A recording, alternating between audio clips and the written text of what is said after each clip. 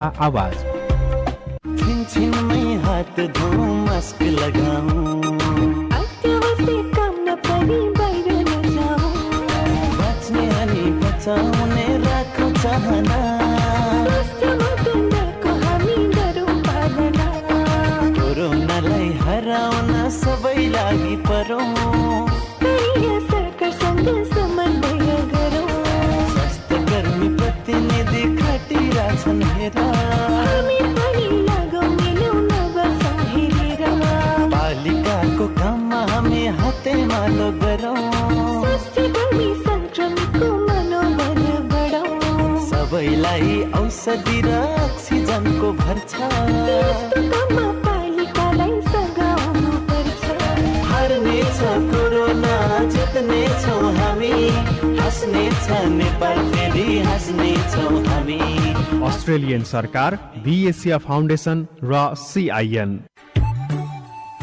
Para भाइ बहिनीहरू, विद्यालय बन्द भएपछि हामी फेरि तपाईहरुको सिकाइका लागि रेडियो कार्यक्रम हाम्रो घर हाम्रो पाठशाला लिएर उपस्थित हुँदैछौँ नि। हरेक शुक्रबार बेलुका 6:30 बजेदेखि 7 बजेसम्म CIN मार्फत देशभरिका सामुदायिक रेडियोबाट तपाईहरूले हामीलाई सुन्न सक्नुहुन्छ। हिँड्दै गर्दा निताको खुट्टा झुक्किएर कमिलाको तातीमा टेक्न पुगेछ अनि त कमिला रिसाएर टोकेको रहेछ। बजारमा भएको त्यो कालो बजारी विश्वभर नै फैलेको यो कस्तो महामारी। हे माता तिम्रो चरणमा फूल चढाए माता दीप जलाए। कार्यक्रममा तपाईँ भाइ बहिनीहरूको सहभागिता पोहोरको जस्तै हुनुपर्छ है। हाम्रो स्टुडियोको IVR नम्बर 015260 मा आफ्नो विचार र सृजना रेकर्ड गराउन सक्नुहुनेछ। भाइ बहिनीहरूले रेडियो कार्यक्रम हाम्रो घर हाम्रो पाठशाला CIN र ओल्ड भिजन इन्टरनेशनल नेपालको फेसबुक पेजबाट पनि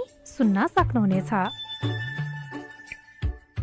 कोरोना भाइरस रोग लगायत विपदको समयमा बालबालिकामा विभिन्न मनोसामाजिक समस्या देखिन सक्छ, जस्तो कि बालबालिका आफ्नो आमा वा बुबासँग मात्र बस्न खोज्ने, एक्लै बस्ने, टोलाउने र परिवारसँग कुराकानी नगर्ने, आलस्यता हुने तथा पहिला रुचिका साथ गर्ने क्रियाकलापहरूमा समेत इच्छा नदेखाउने, छिटो रिसाउने, झर्को मान्ने, भावुक भइरुने, निन्द्रामा समस्या हुने र डरलाग्दो सपना देखेर बिउजिने, खाना असाध्यै थोरै वा धेरै खाने, बिना कारण अथवा सामान्य कुरामा पनि डराउने, आत्तिने तथा छटपटाउने, पढाइ वा अन्य कुनै कार्यमा ध्यान केन्द्रित गर्न नसक्ने, टाउको दुख्ने, पेट दुख्ने, मुख सुक्खा भइरहने, हातखुट्टा झमझमाउने। यस्ता लक्षणहरू बालबालिकामा देख्नु भएमा तुरुन्तै मनोपरामर्शको लागि TPO नेपालले सञ्चालन गरेको निशुल्क हेल्पलाइन नम्बर 1660 01 02 005 वा राष्ट्रिय महिला आयोगको निशुल्क हटलाइन नम्बर 1145 मा सम्पर्क गरौं। नेपाल सरकार स्वास्थ्य तथा जनसंख्या मन्त्रालय,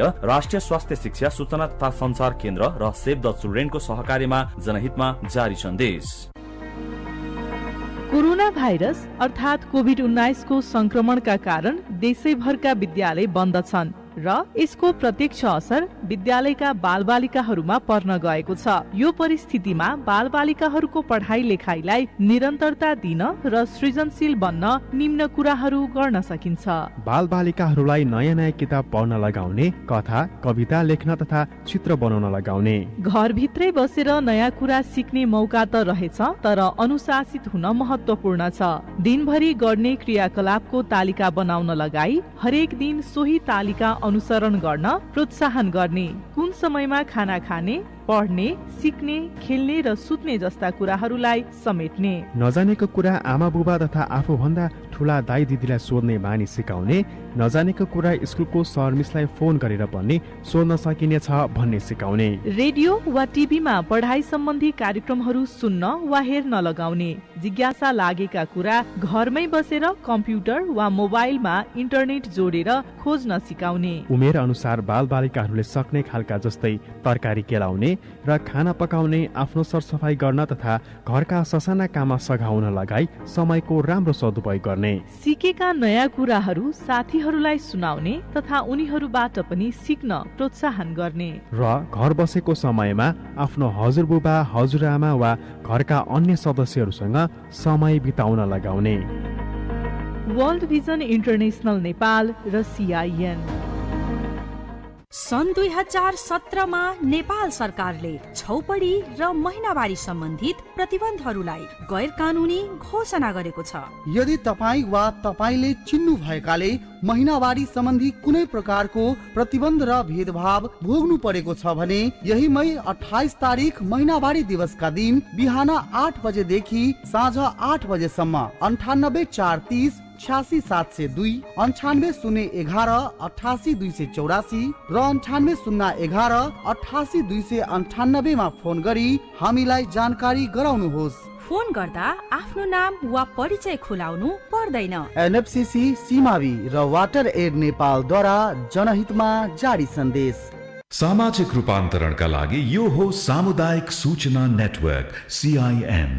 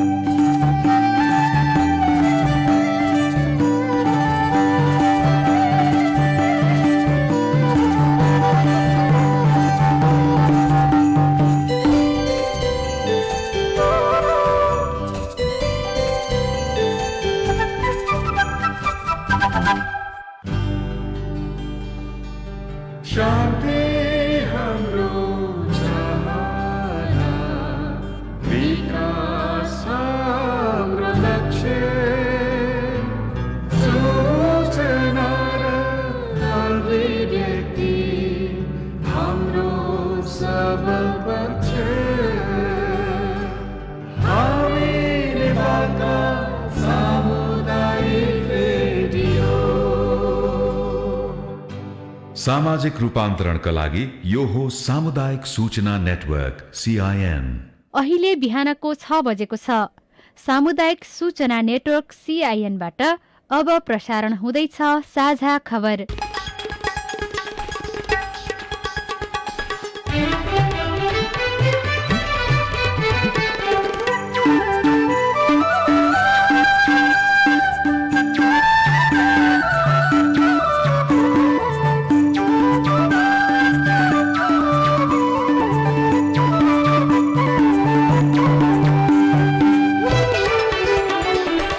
देशैभरि एकैसाथ प्रसारण भइरहेको साझा खबर CINखबर.com र मोबाइल एप CIN बाट पनि सुन्न सकिन्छ। आज 2078 साल जेठ 9 गते आइतबार मे 23 तारिक सन् 2021 नेपाल सम्वत 1141 वैशाख शुक्ल पक्षको द्वादशी तिथि। साझा खबरमा प्रमुख खबरका शीर्षकहरू। प्रतिनिधि सभा विघटन विरुद्ध विपक्षी दलको मोर्चाबन्दी, राजनीतिक र कानूनी प्रतिवाद गर्ने निर्णय। प्रधानमन्त्री ओलीको तयारी निर्वाचनतिर मन्त्री परिषद पुनर्गठन गरिँदै। कोरोना संक्रमण काठमाडौँ उपत्यकामा स्थिर, बाहिर बढ्यो। संक्रमणबाट नागरिकलाई जोगाउन विश्व समुदायको साथ, स्वास्थ्य कर्मीले जोखिम भत्ता भने अझै पाएनन्। महामारीकै बीच कालो बजारी, खाद्यान्नको मूल्य आकाशियो। अध्यादेशबाट बजेट ल्याउँदै सरकार, कर्जाको किस्ता र ब्याज दरमा छुट दिन बैंकहरूलाई दबाव। 1.5 अर्बभन्दा धेरै विश्वका नागरिकलाई कोरोना विरुद्धको खोप, विपन्न मुलुक अझै प्रतीक्षामा। युद्ध विरामपछि गाजा क्षेत्रमा सहायता सामग्री पुर्याइँदै। र टोकियो ओलम्पिक नरोकिने ओलम्पिक कमिटिको प्रतिबद्धता, जापानी नागरिक भने विपक्षमा। विश्वकप प्रत्येक 2 वर्षमा गर्न प्रस्ताव।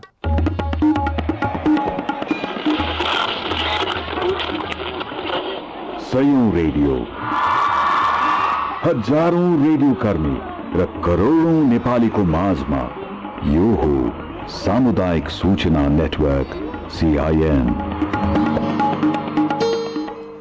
प्रधानमन्त्री केपी शर्मा ओलीको सिफारिसमा राष्ट्रपति विद्यादेवी भण्डारीले प्रतिनिधि सभा विघटन गरेपछि त्यस विषयमा बहस सुरु भएको छ।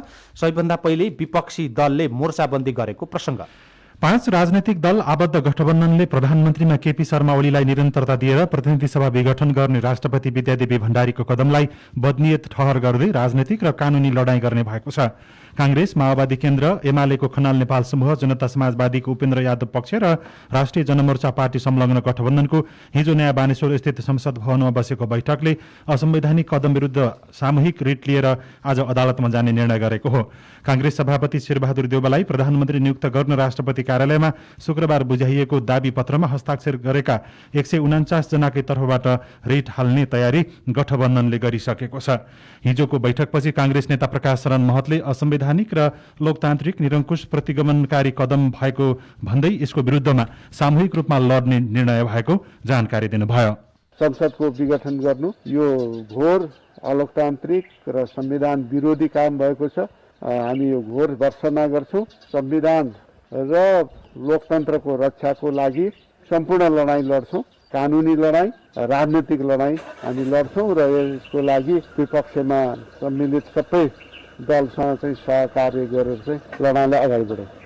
बैठकपछि अरू नेताहरूले पनि प्रतिक्रिया दिएका छन् र अहिलेको कदम गलत भएको टिप्पणी गरेका छन्। माओवादी केन्द्रका अध्यक्ष पुष्पकमल दाहाल प्रचण्डले फेरि संसद पुनर्स्थापना हुने विश्वास व्यक्त गर्नुभयो। कांग्रेस सभापति शेरबहादुर देउवाको नेतृत्वमा सरकार बन्ने अवस्था हुँदाहुँदै राष्ट्रपतिले प्रधानमन्त्रीसँग मिलेर असंवैधानिक रूपमा संसद विघटन गरेको पनि नेताहरूले आरोप लगाएका छन्। सभामुख अग्निप्रसाद सापकोटाले प्रतिनिधि सभा विघटन विरुद्ध एकजुट हुन हिजो नै आह्वान गर्नुभएको छ।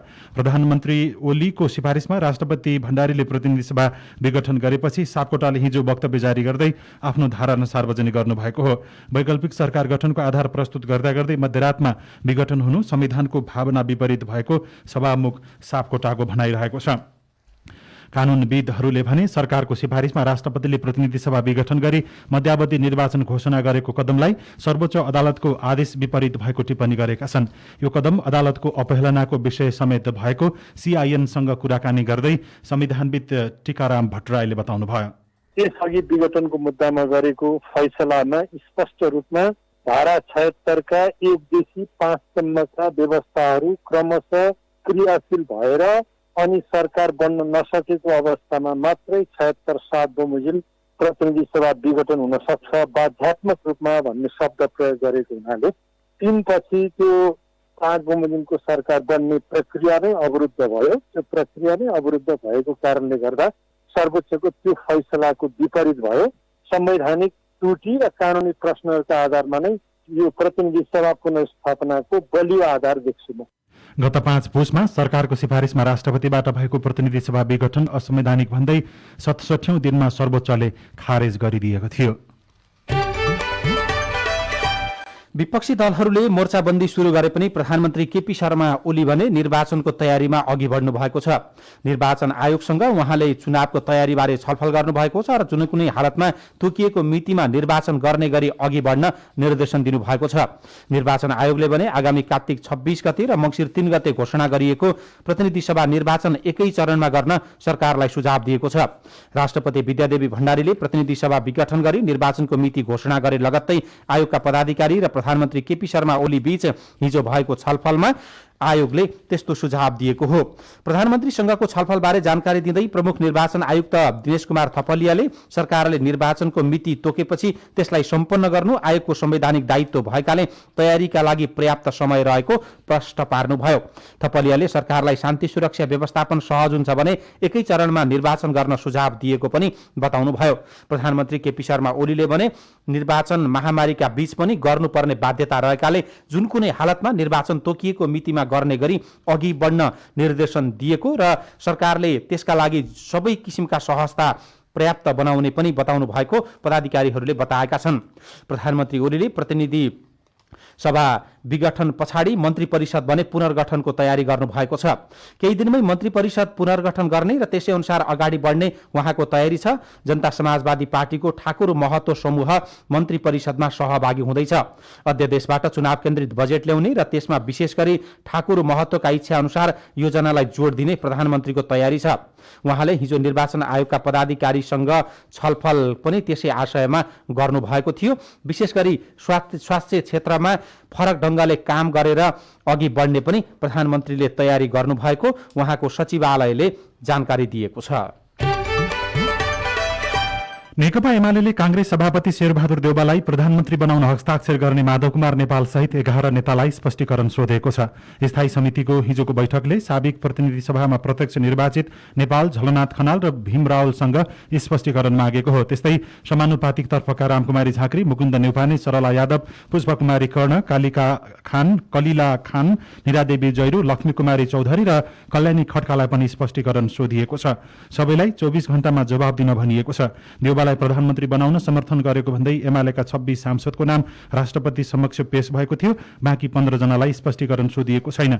उक्त सूचीमा घनश्याम भूषाल, सुरेन्द्र पाण्डे, गोकर्ण विष्ट, दीपक प्रकाश भट्ट, सोमप्रसाद पाण्डे, भवानी खापुङ, यज्ञराज सुनवार, गणेश पहाडी, विरोध खतिवडा, कृष्णलाल महर्जन, जीवनराम श्रेष्ठ, नारायण खतिवडा, मेटमणि चौधरी, झपट रावल र पवित्रा निरौला खरेलको हस्ताक्षर रहेको दावी गरिएको छ। हिजो एउटा कार्यक्रममा नेकपा एमालेका अध्यक्ष तथा प्रधानमन्त्री ओलीले तीस्ता व्यक्तिहरूलाई कारबाही गर्नको लागि बैठक बस्न नपर्ने भन्दै नेताहरूको आलोचना गर्नुभयो। आफ्नो दलको सरकार गिराएर जोसँग प्रतिस्पर्धा गरियो र गर्नु छ फेरि पनि उही दलको नेतालाई प्रधानमन्त्री बनाएर अनुशासन तोडेर पार्टी निर्णय गरिरहनु पर्दैन त्यस्ता कुरामा। यसै पनि यो बुझेको कुरा हो। सामान्य कार्यकर्ताले बुझेको कुरा नेताले बुझ्दैनन् भन्ने होइन। तर जब नेता बिग्छन्, जब नेता पतित हुन्छन्, तब आन्दोलनलाई सिद्ध्याउन उद्धत हुन्छ। बागमती प्रदेशमा रिक्त राष्ट्रिय सभा सदस्य पदका लागि जेठ 6 गते भएको उपनिर्वाचनमा स्वतन्त्र उम्मेद्वार खिमलाल देवकोटालाई मतदान गर्ने नेकपा एमालेका सांसदहरूलाई पनि स्पष्टीकरण सोधिएको छ। बागमती प्रदेश संसदीय बोर्डको हिजो बसेको बैठकले पार्टीको आधिकारिक उम्मेद्वार रामबहादुर थापालाई मतदान नगरी स्वतन्त्र उम्मेद्वारलाई सहयोग गर्ने माधव नेपाल समूहका सांसदहरूसँग स्पष्टीकरण माग गर्ने निर्णय गरेको एमाले बागमती प्रदेशका प्रमुख सचेतक दीपक निरौलाले जानकारी दिनुभयो। एकता प्रक्रियामा अगाडि बढेको नेकपा एमाले फेरि विभाजनतिर उन्मुख भएको छ। एकता प्रक्रिया लगभग भंग भएको छ। नेकपा एमालेको माधव कुमार नेपाल र झलनाथ खनाल समूहले आफ्नो ढंगले अगाडि बढ्ने निष्कर्ष निकालिसकेको छ। हिजो बसेको गोप्य बैठकबाट अर्को पार्टी खोलेर अगाडि बढ्ने विषयमा छलफल भएको एक उच्च नेताले सीआईएनलाई जानकारी दिनुभयो। पहिलो चरणमा कार्यकर्ता बीच मत सर्वेक्षण गर्ने, कार्यकर्ताको सुझाव अनुसार नयाँ पार्टी खोलेर अगाडि बढ्ने विषयमा निष्कर्ष निकालिएको र त्यसै अनुसार अगाडि बढ्ने ती नेताले जानकारी दिनुभयो। प्रतिनिधि सभा विघटन र अध्यादेशबाट बजेट ल्याउने तयारी लगायतका विषयमा सरकार अघि बढ्दा पनि प्रधानमन्त्री केपी शर्मा ओलीले कुनै छलफल नगरेको र त्यो विषयमा बाइपास गरेर अगाडि बढ्न खोजेकाले साथमा अगाडि बढ्न नसकिने विषयमा फेरि माधव नेपाल र खनाल समूहले निष्कर्ष निकालेको पनि ती नेताले जानकारी दिएका छन्। अब पार्टी कसरी खोल्ने र कुन कुन प्रक्रियाबाट अगाडि बढ्ने भन्ने विषयमा आन्तरिक छलफल अघि बढ्नेछ। राजनीतिपछि अब कोरोनाको प्रसंग। एक साता यता काठमाडौँ उपत्यकामा कोरोना संक्रमितको संख्या स्थिर देखिएको छ। 2 साता अघिको तुलनामा घटेर 2500 को सेरोफेरोमा संक्रमण चक्र घुमिरहेको स्वास्थ्य तथा जनसंख्या मन्त्रालयको तथ्याङ्कले देखाएको छ। एक सातामा संक्रमणको चक्र उपत्यका बाहिरका गाउँ गाउँमा तथा एक प्रदेशबाट अर्को प्रदेशमा बढेर गएको मन्त्रालयको तथ्याङ्कले देखाउँछ। 2 साता अघिसम्म बागमती, लुम्बिनी र गण्डकीमा तीव्र रूपमा फैलिएको संक्रमण अहिले सुदूरपश्चिम प्रदेश 1 र 2 मा बढ्दो क्रममा देखिन्छ। शहरमा घर परिवार भित्रै र गाउँमा समुदायमै कोरोना संक्रमण फैलिने क्रम जारी रहेको स्वास्थ्य तथा जनसंख्या मन्त्रालयले जानकारी दिएको छ। गाउँमा संक्रमण बढ्दा उपचारमा प्राविधिक हिसाबले कठिनाइ हुने भएकाले क्षति बढ्न सक्ने पनि विज्ञहरूले टिप्पणी गरेका छन्। गत 24 घण्टाभित्रको अवस्था हेर्दा नेपालमा कोरोना संक्रमण दर 44% छ। अघिल्लो दिनको तुलनामा यो 7% बढेको हो। उक्त अवधिमा परीक्षण भएका 20,105 नमुना मध्ये 8,980 जनामा संक्रमण देखिएको छ। थपिएको सहित नेपालमा कुल संक्रमितको संख्या 5,56,643 पुगिसकेको छ। संक्रमण दर लगभग स्थिर रहे पनि कोरोना जितेर स्वास्थ्य लाभ गर्नेहरूको संख्या निरन्तर बढेको छ। त्यसक्रममा हिजो हालसम्मकै धेरै संख्यामा संक्रमित निको भए। स्वास्थ्य तथा जनसंख्या मन्त्रालयका अनुसार हिजो एकै दिन थप 8,848 जना संक्रमण मुक्त भएका छन्। कोरोनाबाट नेपाली नागरिकलाई जोगाउन विश्व समुदायले साथ दिएको छ। मनकारी विश्व समुदाय नेपालसँग सहकार्यमा अघि बढेको छ।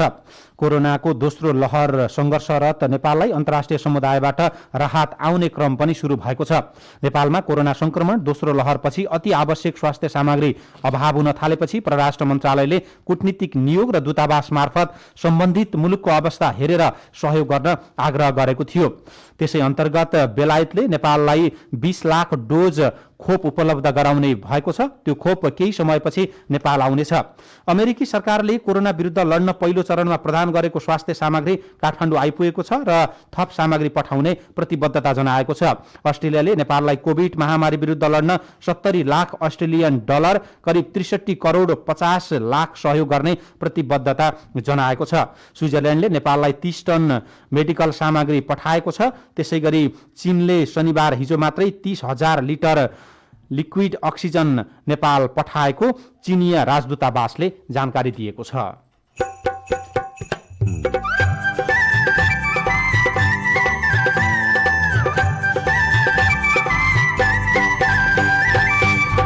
सामुदायिक सूचना नेटवर्क सीआईएन मार्फत देशभरि प्रसारण भइरहेको साझा खबरमा कोरोनाको उपचारपछि म्युकोरमाइकोसिस समस्या देखिँदै जसको रोगलाई लड्ने क्षमता त्यो जसको कम हुन्छ त्यो व्यक्तिलाई यो रोगले चाहिँ च्याप्छ। इम्युनिटी राम्रो हुँदाखेरि चाहिँ रोग लागिहाल्दैन। स्वास्थ्य कर्मीले अझै पनि जोखिम भत्ता पाउन सकेनन्। महामारीकै बीचमा कालोबजारी खाद्यान्नको मूल्य बढ्यो। अध्यादेशबाट बजेट ल्याउँदै सरकार लगायतका खबर बाँकी छन्। सीआईएनको साझा खबर सुन्दै गर्नुहोला। कोरोना संक्रमणबाट बच्न मास्क लगाऊ, बेला बेलामा साबुन पानीले मिची मिची हात धोऊ, सेनिटाइजरको प्रयोग गरौं, अत्यावश्यक काम बाहेक घर बाहिर ननिस्कौं। जो कोहीबाट पनि कोरोना संक्रमण हुन सक्छ, त्यसैले भिडभाड नगरौं, भौतिक दूरी कायम गरौं। कोरोना संक्रमित भएको शंका लागेमा तुरुन्तै पीसीआर जाँच गराऊ। संक्रमित व्यक्ति अरूको सम्पर्क भन्दा छुट्टै बसौं। कोरोना संक्रमित भएको व्यक्ति र परिवारलाई माया गरौं। श्वास फेर्न गाह्रो भएमा तुरुन्त अस्पताल जाउँ। शरीरको रोग प्रतिरोधी क्षमता बढाउन हाम्रो समुदाय र जंगलमा पाइने जडीबुटीको उपयोग गरौं। जनहितका लागि सामुदायिक वन उपभोक्ता महासंघ नेपाल। कोरोना भाइरस रोग लगायतका विपदको समयमा घरभित्र वा कुनै पनि स्थानमा बालबालिका माथि कुटपिट, उपेक्षा, विभेद, हिंसा तथा यातना, यौन दुर्व्यवहार लगायतका विभिन्न जोखिम हुन सक्छ। बालबालिकालाई अभिभावकले आफ्नो निगरानीमा राखौं। बालबालिका प्रति सकारात्मक व्यवहार गरौं। उनीहरूसँग समय बिताउँ। उनीहरूका कुरा सुनौ। बाबुआमा गुमाएका तथा अभिभावकबाट बिछोडिएका, अलपत्र परेका वा हिंसा दुर्व्यवहारको जोखिममा रहेका बालबालिकाहरूलाई सहयोगको लागि बालबालिका खोजतला समन्वय केन्द्रको फोन नम्बर 104, बाल हेल्पलाइनको फोन नम्बर 1098 वा नेपाल प्रहरीको फोन नम्बर 100 मा सम्पर्क गरौं। सेभ द चिल्ड्रेनद्वारा जनहितमा जारी सन्देश। छिनछिनमै हात धोऊ, मास्क लगाऊ, अत्यावश्यक काम नपरी बाहिर नजाऊ, बच्ने अनि बचाउने राखौ चाहना, स्वास्थ्यमा गन्धको हामी गरौँ पालना, कोरोनालाई हराउन सबै लागि परौँ, सरकारसँग समन्वय गरौँ, स्वास्थ्य कर्मी प्रतिनिधि खटिरहेछन् हेर, हामी पनि लागौँ मिलौँ नबसौँ हेरेर, बालिकाको काममा हामी हातेमालो गरौँ, स्वास्थ्य कर्मी संक्रमितको मनोबल बढाउँ, सबैलाई औषधि र अक्सिजनको भर छ, यस्तो काममा पालिकालाई सघाउनु पर्छ, हार्नेछ कोरोना जित्नेछौँ हामी, हाँस्नेछ नेपाल फेरि हाँस्नेछौँ हामी। अस्ट्रेलियन सरकार, बीएसएफ फाउन्डेसन र सीआईएन। सामाजिक रूपान्तरणका लागि यो हो सामुदायिक सूचना नेटवर्क सीआईएन। तपाईँ अहिले देशभरिका सामुदायिक रेडियो सीआईएन खबर.com र मोबाइल एप सीआईएनबाट एकैसाथ साझा खबर सुनिरहनु भएको छ। अब काठमाडौँबाट आज पत्र पत्रिकाले छापेका खबर। अन्नपूर्ण पोस्ट दैनिकमा महामारीमै कालो बजारी, मूल्य बढ्यो र निचोरिँदैछन् जनता शीर्षकमा खबर लेखिएको छ। अघिल्लो वर्षको लकडाउनमा राजधानीमा तरकारीको मूल्य निकै घटेको थियो। सर्वसाधारणले यसपालि पनि त्यही सोचेका थिए, तर भयो उल्ट्यो। यसबीच उपभोक्ता ठग्न पल्किएका कालो बजारियाले यसपालि पनि साबिक भन्दा बढाएका छन्। गाउँमा किसानले मूल्य पाएका छैनन्, तरकारी कुहिएका र फलिएका छन्। कौडीका भाउमा उठाएर ल्याउने व्यापारीले शहरमा उपभोक्तालाई निचोरेर मूल्य लिइरहेका छन्। यसको वास्तविक अनुगमन भए अझै पनि भइसकेको छैन। खाद्यान्न र अन्य उपभोग्य वस्तुको हालत उस्तै छ। महामारीलाई दुरुपयोग गर्दै सबैजसो सामानको अस्वाभाविक र असामयिक मूल्य बढाइएको छ। बजारमा अहिले माग भने घटेको छ। यस्तो अवस्थामा मूल्य घट्नुपर्ने हो, तर अत्यधिक नाफा खाने मोहमा झन बढाइएको छ। चिनीको मूल्य पहिले 85 थियो 1 किलोको, अहिले 100 पुगेको छ। त्यसैगरी चामल जिरा मसिनोको पहिले 1650 थियो, अहिले 1800 पुर्याइएको छ। रहरको दाल 160 पहिले थियो भने 185 पुर्याइएको छ। अहिले मसुरको दाल 120 120 मा पहिले पाइन्थ्यो 140 पुर्याइएको छ। मासको दाल 160 पहिले थियो भने अहिले 180 मा व्यापारीहरूले बेच्ने गरेका छन्। नयाँ पत्रिका दैनिकमा बजेट अध्यादेशबाट शीर्षकमा खबर छ, राष्ट्रपति विद्यादेवी भण्डारीले प्रधानमन्त्री केपी शर्मा ओलीको सिफारिसमा प्रतिनिधि सभा विघटन गरेसँगै आगामी आर्थिक वर्ष 2078-79 को बजेट अध्यादेशबाट आउने भएको छ। अर्थमन्त्री विष्णु पौडेलले प्रत्येक वर्षको 15 जेठमा संघीय संसदमा वार्षिक बजेट पेश गर्नुपर्ने संवैधानिक व्यवस्था रहेको जानकारी दिँदै प्रतिनिधि सभा विघटन भएपछि अब सरकारले अध्यादेशबाट बजेट ल्याउन लागेको जानकारी दिनुभएको छ। पूर्व अर्थमन्त्री एवं एमाले नेता सुरेन्द्र पाण्डेले संसद नहुँदा अध्यादेशबाट बजेट ल्याउनुको विकल्प नदेखिने टिप्पणी गर्नुभयो। कांग्रेस नेता तथा सांसद एवं वरिष्ठ अधिवक्ता राधेश्याम अधिकारीले प्रधानमन्त्रीको कदमको कारणले श्रृङ्खलाले अध्यादेशबाट बजेट ल्याउने परिस्थिति बनेको बताउनु भएको छ। खोप अक्सिजन र भेन्टिलेटर अनुदानमा माग्दै सरकार चुनावमा 40 अर्ब खर्च गर्न पनि तयार रहेको अर्को खबर छ। परशुराम काफले लेख्नुहुन्छ, शुक्रबार मध्यरात ढल्कँदा पनि देशका प्रधानमन्त्री जागराम अवस्थामा हुनुहुन्थ्यो। नेपाल विपदमा परेको भन्दै शुक्रबार राष्ट्रसङ्घ र साझेदारले आपतकालीन सहयोगका लागि अन्तर्राष्ट्रिय समुदायलाई अपील गरे। त्यही दिन देशका राष्ट्रपति र प्रधानमन्त्री भने जननिर्वाचित संसद विघटन गर्न र खर्चिलो निर्वाचन घोषणा गर्न मध्यरात ढल्किएपछि दौडधुपमा देखिएका थिए। कान्तिपुर दैनिकले भित्री पृष्ठमा महामारी नियन्त्रणमा सरकारको कडा निर्देशन शीर्षकको खबर छापेको छ। सरकारले सार्वजनिक स्तरमा कोभिड जन्य गतिविधि हुन नदिन सुरक्षा निकाय र 77वटै जिल्ला प्रशासन कार्यालयलाई निर्देशन दिएको छ।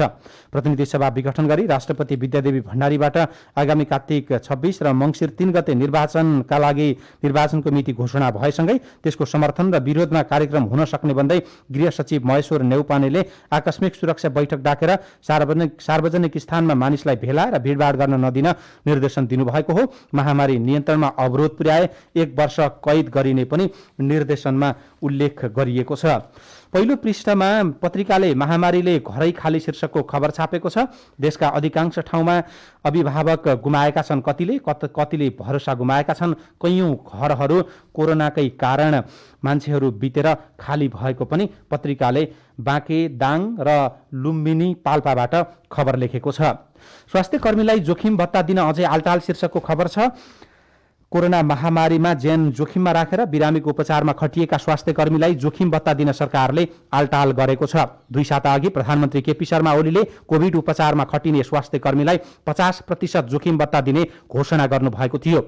गत 20 वैशाखका दिन देशवासीका नाममा सम्बोधन गर्दै प्रधानमन्त्री ओलीले भन्नुभएको थियो, कोभिड-19 को पहिचान, निदान, उपचार, बिरामीको ओसार पसार, शव व्यवस्थापन, प्रत्यक्ष रूपमा संलग्न चिकित्सक, स्वास्थ्यकर्मी, चालक तथा सहचालक, सरसफाई कर्मीका साथै कर्मचारीलाई सुरु तलब स्केलको 50% जोखिम भत्ता, परिवारको उपचार, बिमाको व्यवस्था गरिनेछ। तर त्यो अहिलेसम्म भएको छैन, नयाँ पत्रिका दैनिकले लेखेको छ। शव दहन गर्ने पशुपति विकास कोषका कर्मचारीलाई भने 1000 भत्ता दिएको छ। नेपाली सेनाबाट खटिएकाले समेत प्रोत्साहन भत्ता नपाउने गरेको पाइएको छ। नेपाली सेनाले यस विषयमा छलफल गर्ने प्रतिक्रिया दिएको पनि पत्रिकाले लेखेको छ। र कारोबार दैनिकमा बैंकको कर्जा किस्ताको सन्दर्भको खबर छ। कोभिड-19 को दोस्रो लहरको संक्रमण फैलिन नदिन देशका अधिकांश ठाउँमा निषेधाज्ञा जारी भएसँगै ऋणीहरूलाई सहुलियत दिन बैंक तथा वित्तीय संस्थाहरूलाई दबाव बढ्न थालेको छ। आर्थिक गतिविधि प्रभावित भएसँगै बैंकहरूले ब्याज दरमा सहुलियतको माग बढ्न थालेको छ। राष्ट्र बैंकले पनि निर्देशन दिएको छ। विकास बैंकको बैठक बसेर के गर्ने भन्ने विषयमा छलफल हुँदैछ। साझा खबरमा अब हेलो सीआईएन विनोद शर्माबाट। आजको हेलो सीआईएन कोरोना सम्बन्धी स्वास्थ्य मापदण्ड पालना नभएकोसँग सम्बन्धित छ। किशोर राणा मगर धादिङ जिल्ला नलबजार कोभिडको समयमा पनि नीलकण्ठ नगरपालिकामा चाहिँ बिहे भोज वर्तमानमा यो भइरहेको छ। यस्तो कार्यलाई चाहिँ रोकेको अवस्था देखिँदैन। 15 जना भन्दा चाहिँ दुर्घटना बन्ने भनेको छ। तर बिहे भोजहरूमा चाहिँ थुप्रो मान्छेहरूको मजाले चाहिँ आवतजात गर्ने जमघट गर्ने भइरहेको छ। निषेधाज्ञा पालना गराउनका लागि नीलकण्ठ नगरपालिकाले के गरिरहेको छ त? प्रमुख प्रशासकीय अधिकृत तुलसीराम पौडेल। आफ्नो स्वास्थ्य आफूले ध्यान दिने हो, आफ्नो जीवज्यान जोगाउनको लागि बाहिर ननिस्कने, भोज बतेर नगर्ने हो, विवाहको लागि स्वीकृतिको लागि भनेर नगरपालिकामा चाहिँ आउने गरेकोमा हामीले कसैलाई पनि त्यो स्वीकृति दिएका छैनौँ। हाम्रै स्टाफको विवाह गर्दा पनि जम्मा 4 जना मान्छे मात्रै राखेर विवाह गर्नु भएको छ, त्यही अनुसार अनुरोध गरेका छौँ। अस्पतालमा बेडको अभाव छ, हजुरको जीवज्यान जोगाउनको लागि हजुर घरभित्रै बस्दिनुहोस् भन्ने हाम्रो आग्रह हो। र कसैले भोज बतेर गर्नुहुन्छ भने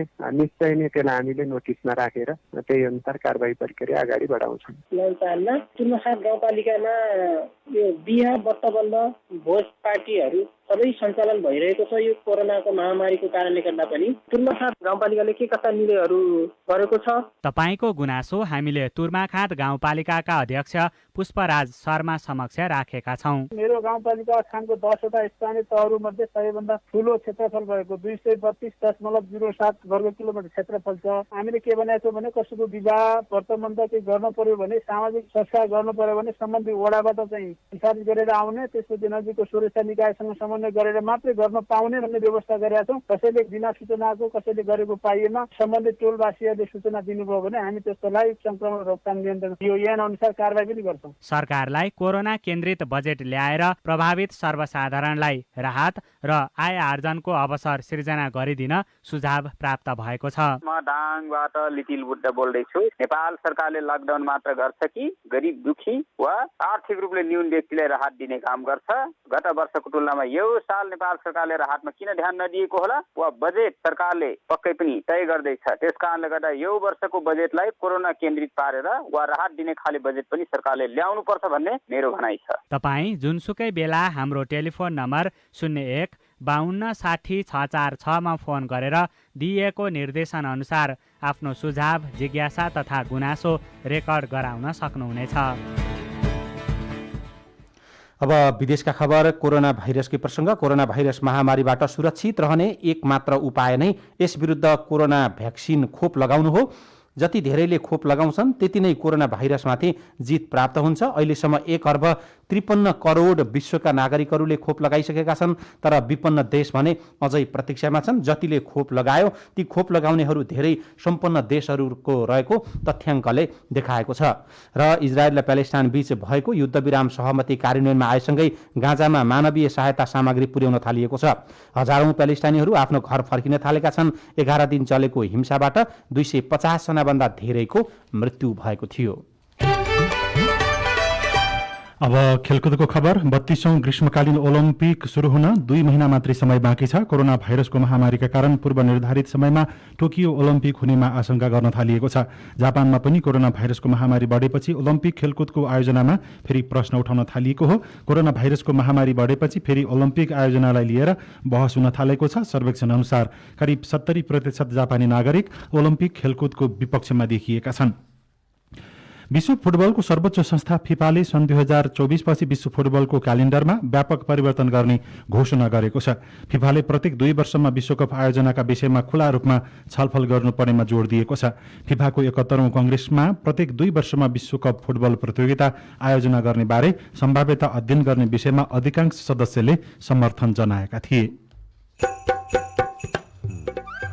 नेपालमा म्युकोरमाइकोसिसको समस्या र सरकारको तयारी। रेडियो रिपोर्ट, अरू खबर र कार्टुन पनि बाँकी नै छ। CIN को साझा खबर सुन्दै गर्नुहोला। सन् 2019 देखि नेपाल सरकार देशका सबै सरकारी विद्यालयहरूमा महिनावारी हुने छात्रालाई निशुल्क स्यानिटरी प्याड वितरण गर्ने प्रतिबद्धता गरेको छ।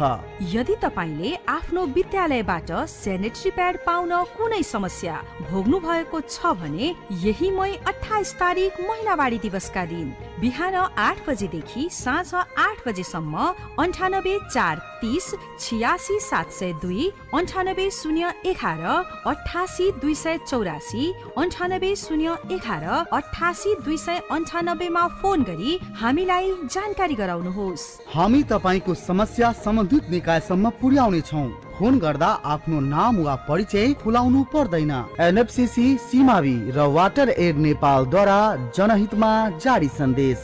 सामाजिक रूपान्तरणका लागि यो हो सामुदायिक सूचना नेटवर्क CIN। साझा खबरमा अब कोरोना संक्रमणपछि देखिने प्रभावको कुरा। कोरोना महामारीसँग लड्दै गर्दा भारत र नेपालमा व्यापक रूपमा ब्ल्याक फंगस अर्थात कालो ढुसीले लाग्ने म्युकोरमाइकोसिस भन्ने रोग देखिन थालेको छ। समाजमा यसको प्रभाव देखिन थालेपछि सरकार पनि उपचारका सबै उपाय अपनाउन अगाडि बढेको छ। पर्साको वीरगंजमा गत वैशाखको तेस्रो साता एकजना पुरुष श्वास प्रश्वासको समस्या भएपछि अस्पताल भर्ना भए। एन्टिजेन परीक्षण गर्दा कोरोना संक्रमण देखिएपछि तत्काल आइसियुमा राखेर उपचार थालियो, तर उनलाई बचाउन सकिएन। नारायणी अस्पतालका कोभिड संयोजक डाक्टर उदय नारायण सिंह, उहाँलाई आँखा बिछो र आँखाबाट केही सेक्रेसनहरू डिस्चार्जहरू आउन थाल्यो र त्यो बिस्तारै बढ्दै गयो। त्यो आँखा धातु हुन थाल्यो, सुन्नेको अझ बढ्न थाल्यो। त्यही क्रममा म्युकोरमाइकोसिस हुन सक्छ भनेर हामीले आशंका गरेर अप्थाल्मिक कन्सल्टेसन गराउने सोच गरेका छौँ र उहाँको भोलिपल्ट मृत्यु भयो। डाक्टर सिंहका अनुसार ती व्यक्तिमा देखिएको संक्रमणको जाँच र देखिएका लक्षणको विश्लेषण हुनै पाएन। ती व्यक्तिमा देखिएको लक्षण म्युकोरमाइकोसिस रोगसँग पनि मिल्दोजुल्दो थियो, जुन कालो ढुसीले लाग्ने गर्छ। मानिसमा देखिने म्युकोरमाइकोसिस रोग के हो? त्रिवी शिक्षण अस्पतालका सर्वारोग विशेषज्ञ डाक्टर रञ्जित शाह, अहिले फर्स्ट टाइम देखिएको छैन। यो पहिला पनि जसको रोगलाई लड्ने क्षमता त्यो जसको कम हुन्छ त्यो व्यक्तिलाई यो रोगले चाहिँ च्याप्छ। इम्युनिटी राम्रो हुँदाखेरि चाहिँ रोग लागिहाल्दैन। बारामा अर्का एकजना व्यक्तिमा पनि म्युकोरमाइकोसिस अर्थात कालो ढुसीको संक्रमणले लाग्ने रोगको जस्तै लक्षण देखिएको थियो, तर उनको पनि उपचारको क्रममा मृत्यु भएका कारण अनुसन्धान हुन पाएन। यो रोग लाग्यो भने कस्ता लक्षणहरू देखिन्छन्? फेरि डाक्टर शाह, नाकबाट कुनै पनि कालो या अलि ब्राउन टाइपको डिस्चार्ज हुन्छ भने डाक्टरलाई कन्सल्ट गरिहाल्नु पर्छ। मुख वरिपरि दुख्ने, सोइलिङ हुने, नम्नेस हुने, टाउको दुख्ने, आँखा वरिपरि दुख्ने, दाँत दुख्ने, आँखाबाट हेर्ने ब्लर भएर आउने, नाकको वरिपरि जति फैली जान्छ त्यति चाहिँ कालो हुँदै हुँदै जाने देखिन्छ। म्युकोरमाइकोसिस रोग लाग्यो भने उपचार सम्भव छ, तर त्यसका लागि समयमै पहिचान हुनुपर्छ। पर्सा र बारा मात्रै होइन, काठमाडौँका पनि केही अस्पतालमा यसको संक्रमण देखिएको छ, तर स्वास्थ्य तथा जनसंख्या मन्त्रालयलाई यस विषयमा कुनै जानकारी नभएको बताउनुहुन्छ मन्त्रालयका प्रमुख विशेषज्ञ डाक्टर रोशन पोखरेल।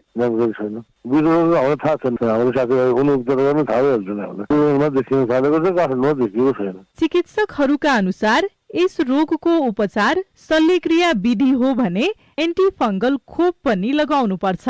पछिल्लो समय कोरोना संक्रमितलाई चलाइने औषधिको प्रभाव स्वरूप म्युकोरमाइकोसिस रोग देखिएको उपचारमा संलग्न चिकित्सकले भने पनि सरकारले यसको पुष्टि हुने गरी अध्ययन अझै गरेको छैन।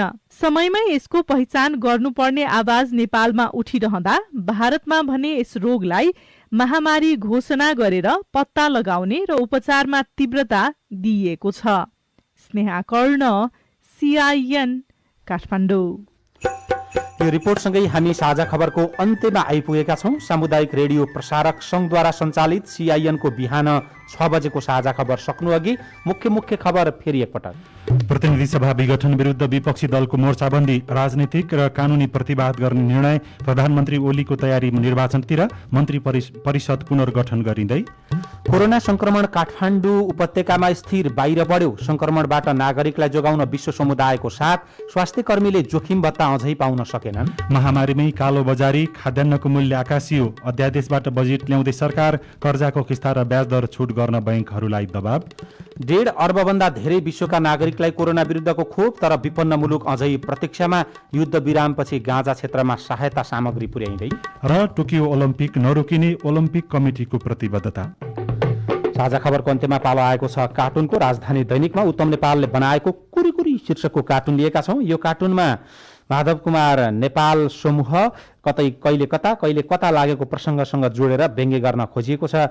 यहाँ माधव नेपाल जस्तै देखिने व्यक्ति भित्र छिर्दैछन् र 2 जना नेताहरू बाहिर निस्किँदैछन्। ढोकैमा भेट भएको छ, जम्का भेट, र ती नेतासँग भलाकुसारीमा माधव नेपाललाई केही भनेका छन्। तल चाहिँ यस्तो लेखेको छ, पुच्छरवाद बाहेक हाम्रो के सिद्धान्त छ र कामरेड? कहिले ओली, कहिले दाहाल, कहिले देउवा, पुच्छरै भइया छ। हवस् त, प्राविधिक साथी सुनिल राज भारतलाई धन्यवाद। अहिलेलाई गोविन्द खड्का र लील प्रकाश चन्द विदा भयौँ। तपाईँको आजको दिन शुभ होस्। नमस्कार। यसपछि देशभरिका सामुदायिक रेडियोबाट कार्यक्रम संवाद प्रसारण हुनेछ। सुन्ने प्रयास गर्नुहोला।